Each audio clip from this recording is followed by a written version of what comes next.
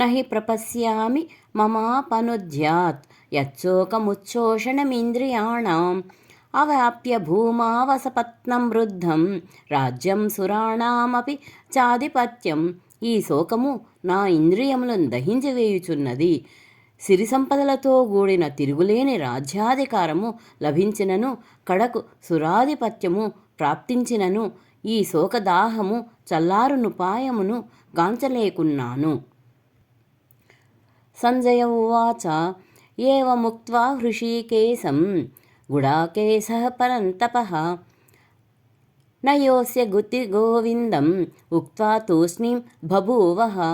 సంజయుడు పలికెను, ఓ రాజా, ఈ విధముగా పలికిన పిమ్మట అంతర్యామి అయిన శ్రీకృష్ణునితో గుడాకేశుడైన అర్జునుడు, నేను యుద్ధము చేయను అని స్పష్టముగా నుడివి మౌనము వహించెను.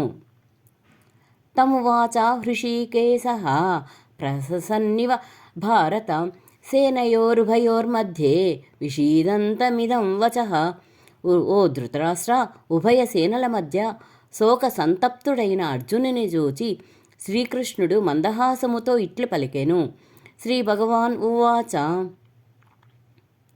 అశోచ్యానన్వశోచస్త్వం ప్రజ్ఞావాదాంశ భాషసే గతాసూ నగతాసూంశ్చ నానుశోచంతి పండితాః. శ్రీ భగవానుడు పలికెను, ఓ అర్జున, శోకింపదగని వారి కొరకై నీవు శోకించుచున్నావు.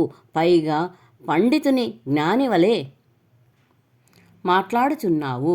పండితులైన వారు ప్రాణములు పోయినా వారిని గూర్చి గాని, ప్రాణములు పోని వారిని గురించి గాని శోకింపరు.